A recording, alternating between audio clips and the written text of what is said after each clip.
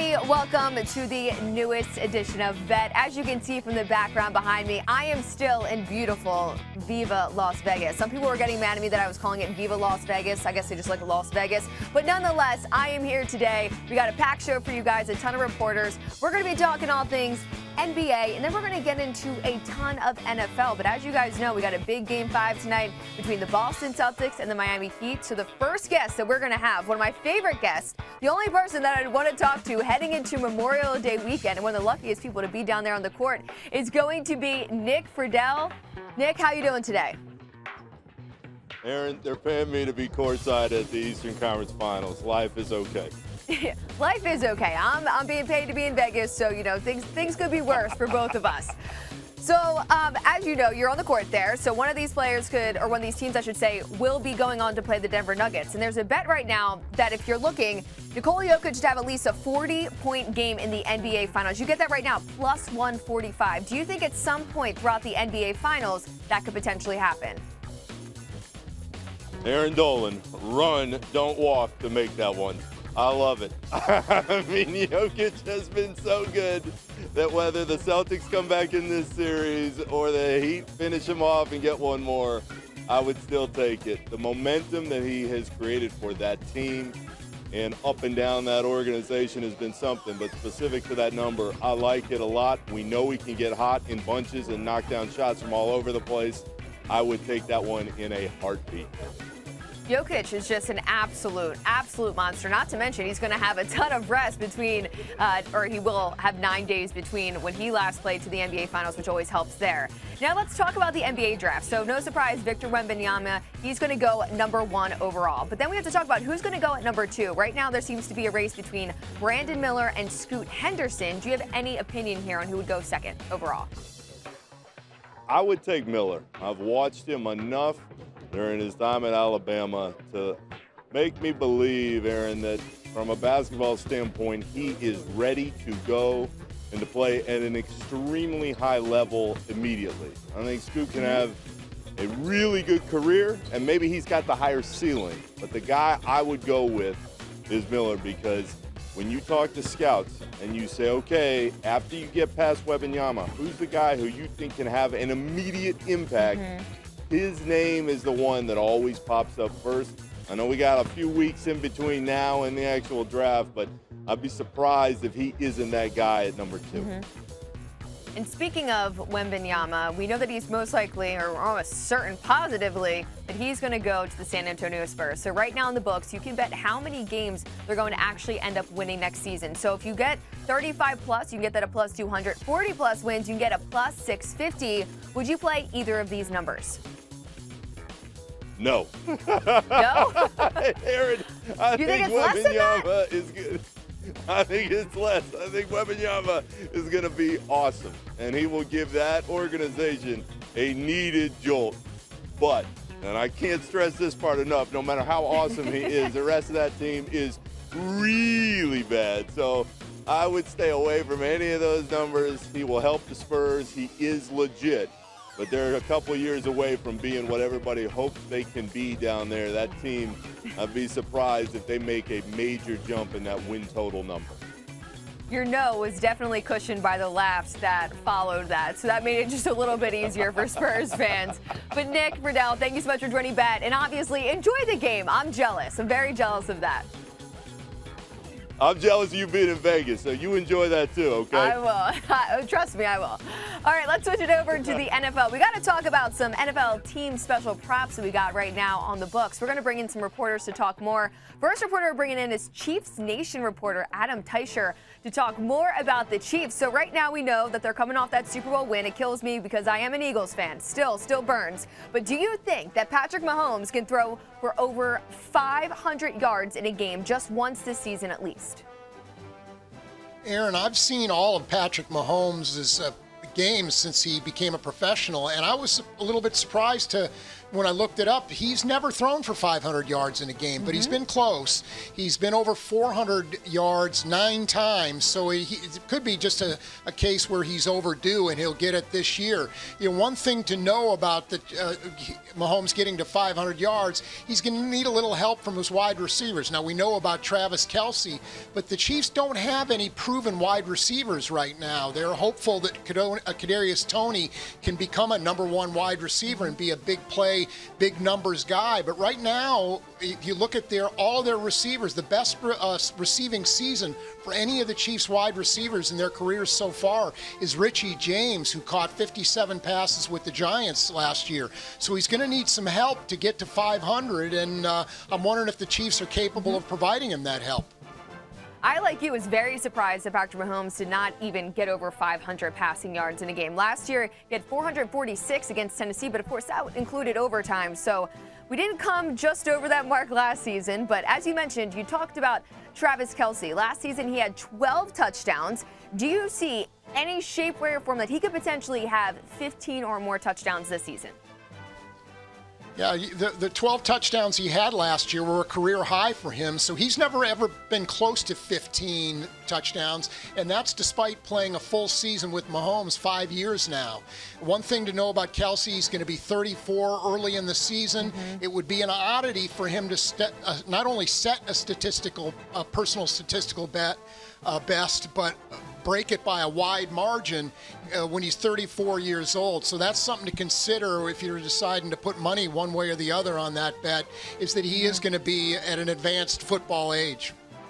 You make a great point about the age, because we always have to factor that into our analysis, especially when we're handicapping players or teams heading into the season. But Adam Teicher, thank you so much for joining Bet today. Have a great Memorial Day weekend. Thank you. All right, guys. Well, since I mentioned that I'm a Philadelphia Eagles fan, and for anybody new to the program, so let's talk about what I think is going to happen with them next season for some of their props. So, for example, will Jalen Hurts have over 175 rushing yards in any game this season? You can get that at plus 350. Let's be honest. I don't see this happening. The reason I don't see this happening is because he shouldn't be running the ball the amount that he did last year, because as we know, he ended up getting injured in Week 15 against the Bears. Now, he had 760 rushing yards last season, which was great. The highest he ever had was 157 against Green Bay. So we didn't hit over 175. Again, I'm worried about him being injured, running the ball nonstop. Not to mention, a ton of their opponents are going to be way better. Those defenses that he's facing are going to be way better. Not to mention, we also got DeAndre Swift in the mix now, so you can lean on some of your other players. Maybe we switch around how the plays are going to be called. We know we have a new offensive coordinator for the Philadelphia Eagles, so I personally do not think he would hit over this mark. I know it's a really good bet in terms of the value of plus 350, or seemingly that there is value, but I don't think that Jalen Hurts will be able to hit over this mark. Another bet that you can bet on is Philly will win every divisional game. You can get this at plus 850. Whew! So this would mean that the Eagles would be able to stay healthy and play a ton of tough opponents the entire season and not lose one divisional game. I just don't see it happening. And I know it pains me. In the division, it really is a race between the Philadelphia Eagles as well as the Dallas Cowboys. I'm not really too concerned about the Giants or the Washington Commanders, but we know towards the end of the season, some of those games could get wonky, let's say, if they need to rest starters, things like that. But the Eagles have a really tough schedule. Last season, it was a cakewalk. The NFC East had such an easy schedule. This season, that's just not going to be the case. There's also just a lot of changes at offensive coordinator and a lot of different things that I think will happen this offseason. They look great on paper, but again, this always comes down to health for me. Health is a big thing, and the Eagles were very, very healthy last season. And if you know football, there's a lot of injuries. So I'm not going to be able to bet into this one. I do think the Eagles will eventually lose to somebody within their own division. But again, if you think that the Eagles are just going to be fantastic this year, maybe I'm being a little pessimistic, again, you can get that at plus 850. We're going to continue on talking about more NFL teams and some of these special props that are available right now. We're going to bring in Alaina Getzenberg to talk more about the Buffalo Bills. We have a producer that's really high on them. He's, all over the Buffalo Bills. But Alaina, we're looking at some special teams props, as I've mentioned so far on the show. Now, if you had to look at Josh Allen, do you think he could have a combined over 5,250 pass and rushing yards this season? Yeah, Erin, I don't see this one. I looked it up, and I was surprised to see he hadn't done this before. But the theme of this offseason for Josh Allen, what you were just saying about Jalen Hurts, this is a new Josh Allen who is thinking about how old he is at 27, going into his 6th NFL season, and it's about protecting his health. That's been a theme. So like Jalen Hurts, running the football might be something we don't see Josh Allen doing quite as much this year. They want to prioritize keeping him healthy. It's something he's talking about more than ever before. So getting an absurd amount of yards, especially rushing yards, I just don't see. This offense will always go around Josh Allen, and he will have an absurd amount of passing yards and still rushing yards. But breaking records in terms of that, I just don't see it. But there's no doubt this Bills offense will be great. Once again, Stephon Diggs, they added to the offensive line, to the wide receiver group, and at running back with the likes of Damian Harris. So there's going to be weapons for Josh Allen. This offense will be productive, but they want to keep him healthy, and that means running the ball a little bit less. Absolutely. That's always something I worry about when you see those quarterbacks take off. It's really exhilarating for somebody watching the game and exciting if you have the rushing yards prop for sure. But as always, health is most important. Now, I know you mentioned Stephon Diggs, so I got one for you here. Do you think that he could potentially have a 200-plus yard receiving game at some point this season, especially if Josh Allen's not taken off on the ground? Yeah, Erin, I kind of like this one. I think it's fun. He hasn't done it before, but like we've seen those games, the Josh Allen Stephon Diggs connection. They can really get going in games. They've had games where it seems like that pair has been unstoppable. There's been a lot of talk this offseason. You know, Stephon Diggs was not at voluntary OTAs this week. It's not a big concern. It's not something I'm concerned about. It's not something this team's really too concerned about. Josh Allen said they'd love to have him there, but they understand Stephon Diggs is a veteran, and he's going to do what he needs to do. And that connection between the pair of them, they can add to this wide receiver room, but that's still, without a doubt, the number one receiver on this roster. And he's going to get opportunities to have big games, have those moments with Josh Allen, those huge passes downfield. So this one, I think, is one of those fun things that could happen. It would be wild. It would be quite the game. It would be something to take note of for sure, but it's something I could see happening because of the connection between those two. And the Bills they did not address the wide receiver room in a huge way. There are other weapons, but this is Stephon Diggs' room, and he's the number one receiver by far. So the opportunities are kind of open for what they could do this year. Absolutely. He was spectacular last season. He had 8 games in which he had over 100 receiving yards. But you talk about there's just always those one-off games in which they just break out. I mean, that's not really a breakout performance. That's one that's going to be headlines the next morning. But thank you so much, Alaina, for joining Bet today. We really appreciate it and hope to have you back on the program soon. Definitely. Thank you. All right, continuing on here, we're now going to bring in Todd Archer to talk all about the Dallas Cowboys. So, Todd, I'm actually going to start with your quarterback because I know you followed Dak Prescott throughout his entire career. Do you think that he could throw for more than 5,000 yards this season? You know, he's come close before, I guess, theoretically, 4,902 yards back in 2019 in a 16-game season. But he's missed games because of injury in each of the last 3 seasons. And I also go to his new play caller, Mike McCarthy. We all know he likes to throw the ball a lot, but he has said this offseason he actually wants to run the ball more to protect his defense. Now, for Dak to get to 5,000 yards, he'd have to throw for about 294 yards per game.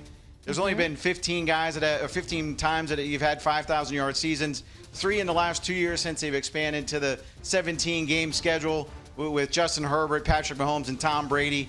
Now, 2020, Dak averaged 370 yards per game in the year before he suffered that gruesome ankle injury, but the Cowboys are just 2-3 in those games. So I think stylistically, this is not how they want to play. They want to be a team that controls the tempo with the pass, with the run, and be more balanced. I'd have a hard time seeing Dak getting to 5,000 simply because he's missed games because of injury, and I'll trust Mike McCarthy at the moment for the fact that he says he wants to run the ball more. I agree with you, and health is obviously so important to be able to cash this bet. But another one that I have to ask you about, do you think Dallas will have a passing touchdown in every game? When I looked at Dak, now, of course, this is not just limited to Dak. In the 12 games that he played, he had at least one passing touchdown in 11 of the 12 games that he played. He only missed it week 1 against the Bucs.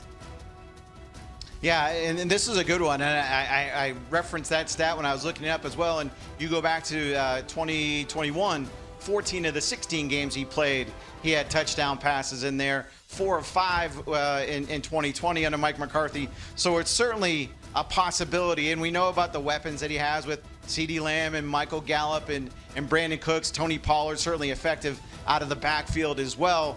But I'm going to talk about somebody who's not there, and that's Ezekiel Elliott. A year ago, he had 12 rushing touchdowns. One of the best goal line, short yardage backs. Mike McCarthy today saying, I don't know how you replace a guy like that. Pollard has never had that role. Maybe they look at Ronald Jones, Malik Davis. I don't see Deuce Vaughn as a short yardage back, but he can make some people miss.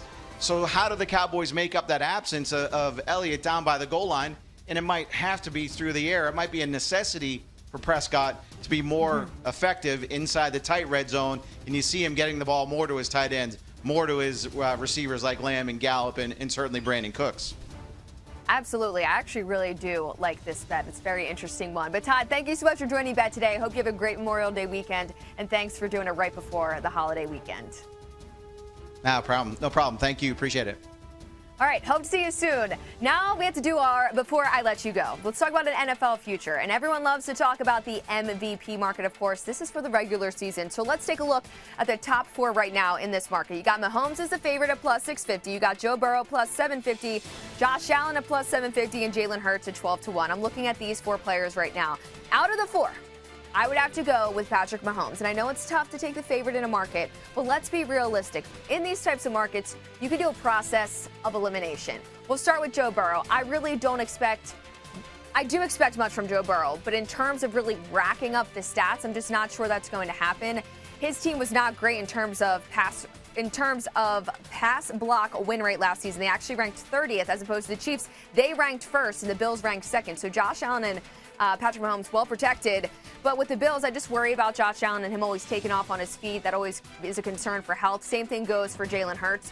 The reason I'm looking at Patrick Mahomes, this guy, he's one of those guys that is just healthy. Very healthy. He's played every game in the regular season, or I should say started every game in the regular season. The last 2 seasons, he's got a plethora of talent offensively, and there's just no doubt in my mind that this man is going to slow down. He's in one of the toughest divisions, and yet this guy just continues to show out each and every season. He's coming off a Super Bowl win, which is great. He obviously won the Super Bowl MVP as well as last season's regular season MVP. It's not the easiest task to go back-to-back seasons, but we've seen it done a multitude of times in the NFL. So I'm going to go with Patrick Mahomes plus 650 to win MVP.